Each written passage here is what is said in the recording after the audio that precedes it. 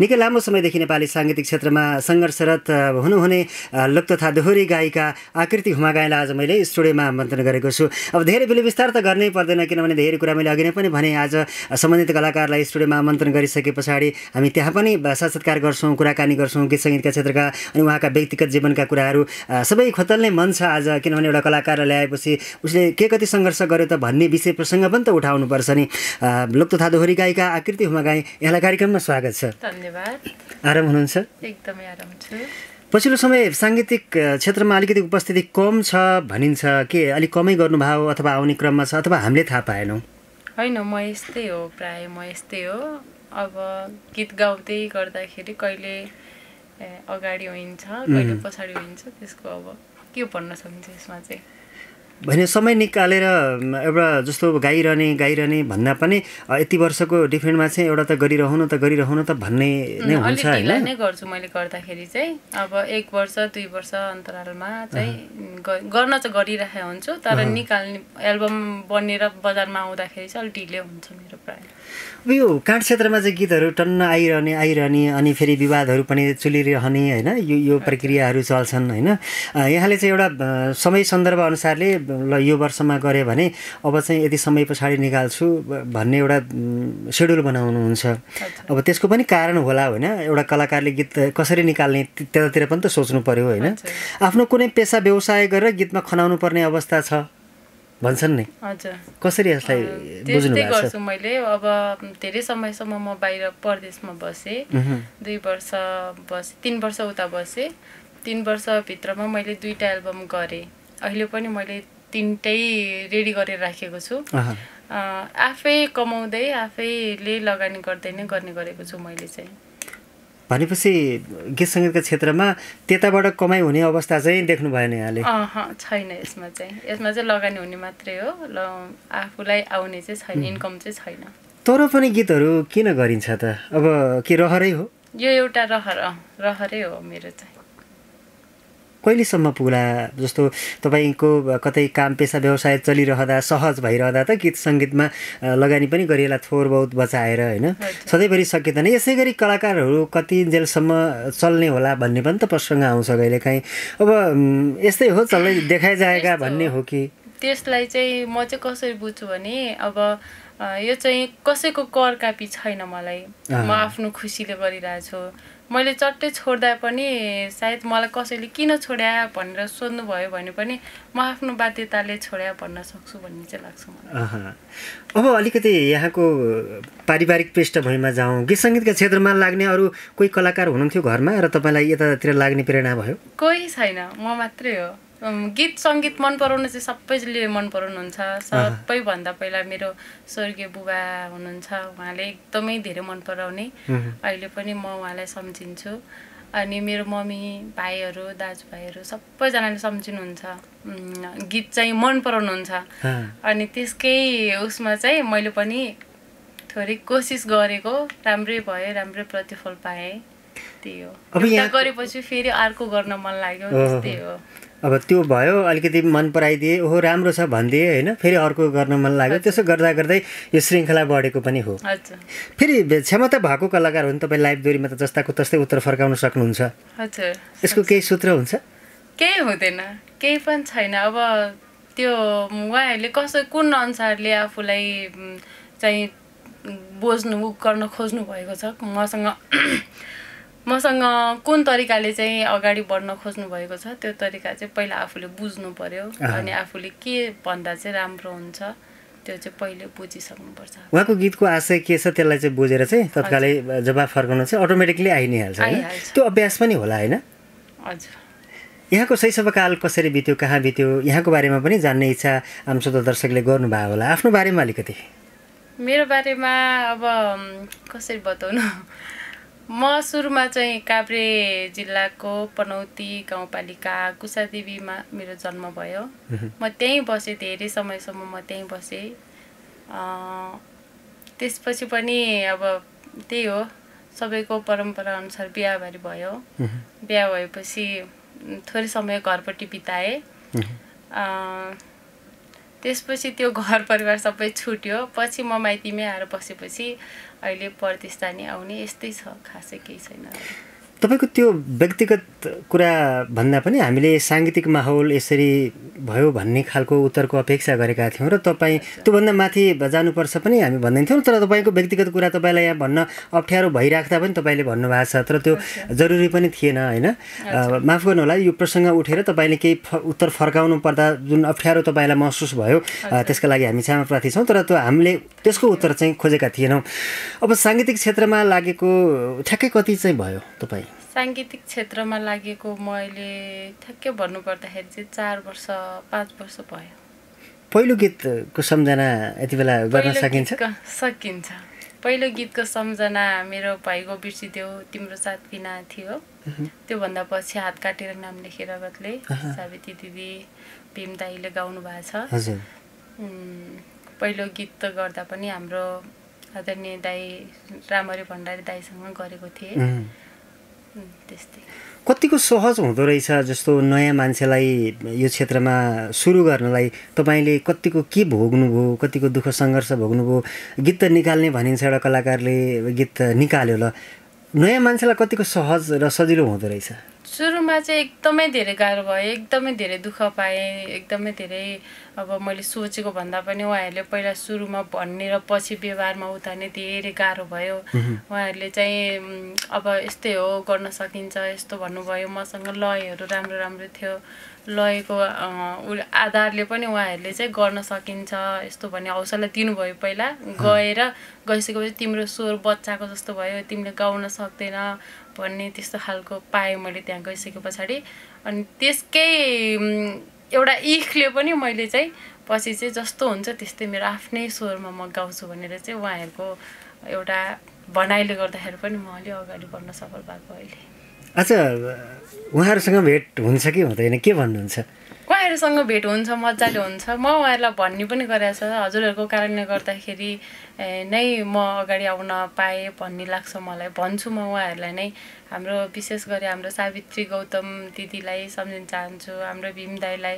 मलाई यो क्षेत्रमा एकदम बल गरेर चाहिँ अगाडि बढाउन मलाई अगाडि बढाउन कोसिस गर्ने चाहिँ मेरो आदरणीय दिदी सावित्री गौतम अनि भीम दाई। उहाँहरूसँग पनि बसेर हामीले यही स्टुडियोमा कुराकानी पनि गरिसक्यौँ होइन, रमाइलो कुराकानी पनि भयो। त्यो विगतका गीतहरूलाई सम्झँदाखेरि यति बेला ट्याक्कै याद आउने गीत एक टुक्का यहाँ सुनाउन सकिन्छ कुनै एउटा? सकिन्छ। के भयो? झ्यापै नजर गराउने बन्दा के रहेछ रहेनिर मायाको सम्बन्ध। झ्यापै नजर गराउने बन्दा के रहेछ रहेनिर मायाको सम्बन्ध। हात काटेर नाम लेखेर गतले पागल भने हेनिर दुनिया जगतले। हो पागल भने हेनिर दुनिया जगतले। अत्यन्तै राम्रो गीत पनि हो होइन, ठ्याक्कै मन छुने त्यो आर्त मनहरूलाई ठ्याक्कै छुने खालको गीत।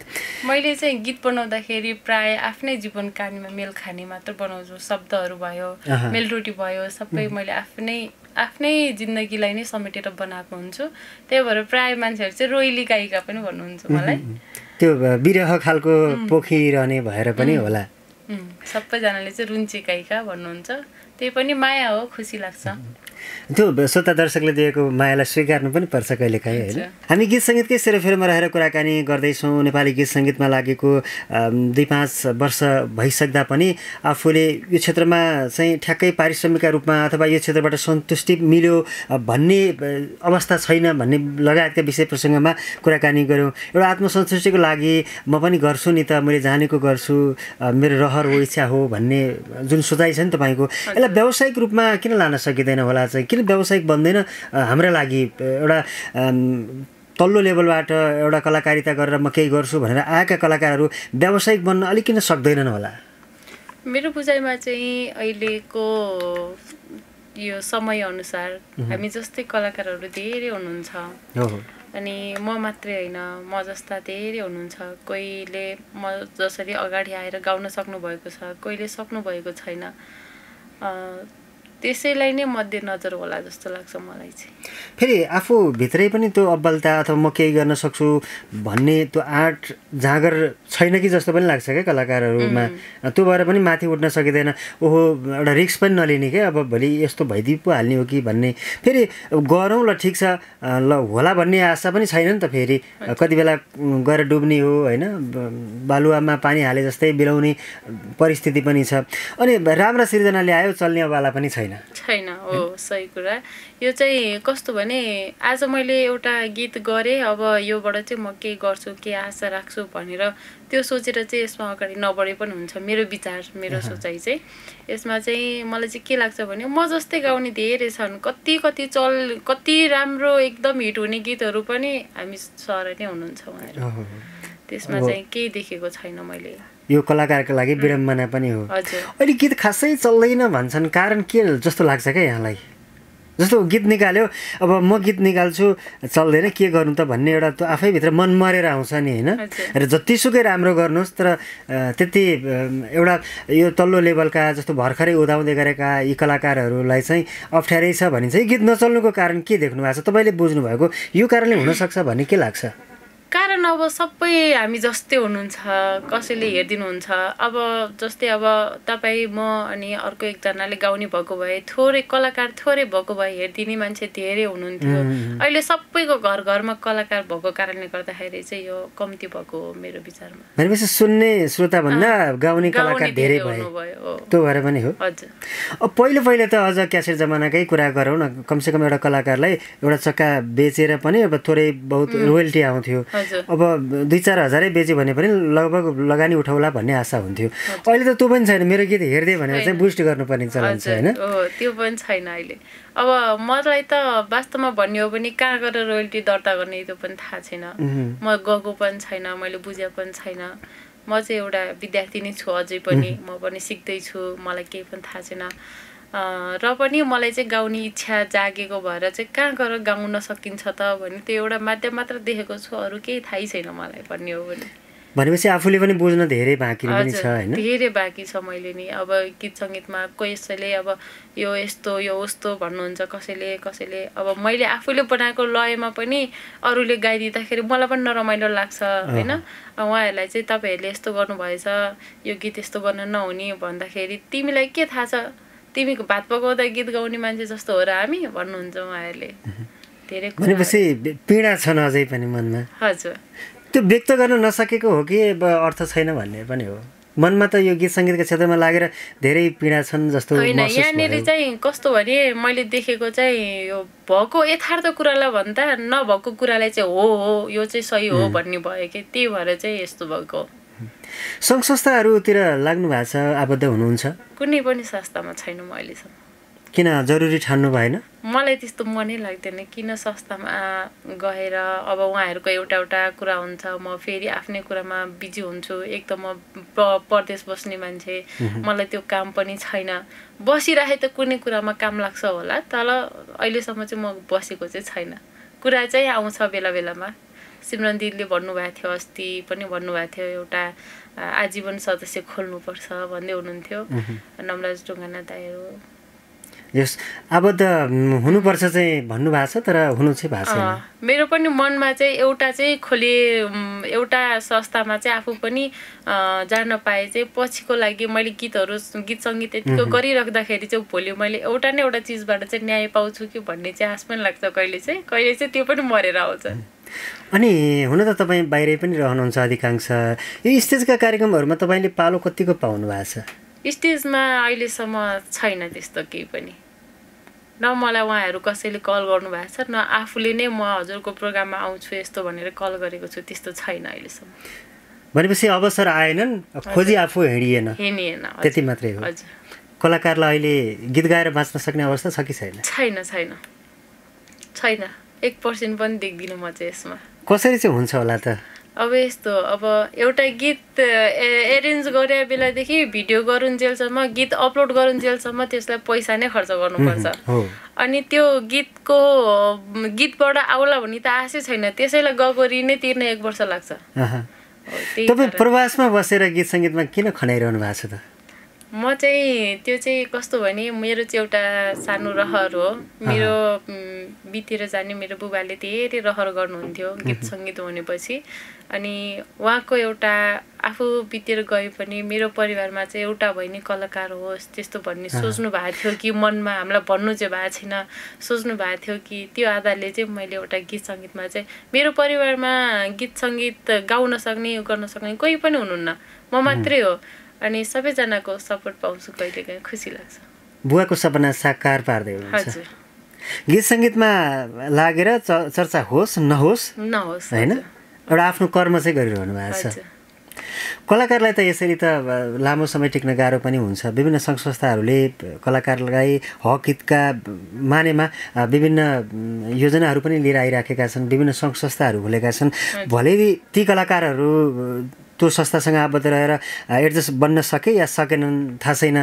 तर एउटा कलाकारका लागि एउटा कलाकारले एउटा गीत निकालेर त्यसको प्रतिफलबाट अर्को गीत निकाल्न सक्ने र उसको परिवार पाल्न सक्ने गीत सङ्गीतका क्षेत्रमा समर्पित भएका कलाकारहरूलाई चाहिँ गरिदियोस् ती सङ्घ संस्थाहरूले एउटा पहल कदमी गरिदियोस् भन्ने हाम्रो चाहना पनि हो र यो आग्रह पनि मैले गरेँ अब यहाँले अघि नै अलिकति प्रसङ्ग जोड्नु भएको थियो पछिल्लो समय कुनै एउटा गीत आउने तयारीमा छ पनि भन्नुभएको थियो त्यो गीत बारेमा धेरै भन्न मिल्छ मिल्दैन थाहा छैन तर के कस्तो खालको गीत कहिलेसम्म आउँदैछ हाम्रो श्रोता दर्शकलाई बताइदिन मिल्छ त्यो गीत चाहिँ अब मैले परदेशमै बसेर बनाएको हो त्यो खासमा त्यो पनि मेरो आफ्नै जीवन कहानीमा समेटेको छु मैले प्राय गीतहरू बनाउँदा म आफ्नै जीवन कहानीमा समेटेर बनाउँछु अहिले पछिल्लो चोटिको गीत पनि अब आउनेवाला गीत पनि सायद सबै रेडी नै भइसकेको छ एउटा भिडियो बनाउनु बाँकी छ गीत अडियो फाइनल भइसक्यो अब हामीले चाह्यो भने त भोलि नै अडियो प्लेटफर्ममा अडियो मात्रै फालिदिन नि सकिन्छ तर म चाहिँ भिडियो नबनाइकन नफाल्ने म अलिकति आफ्नै सानो प्रब्लममा छु त्यो प्रब्लम सकेपछि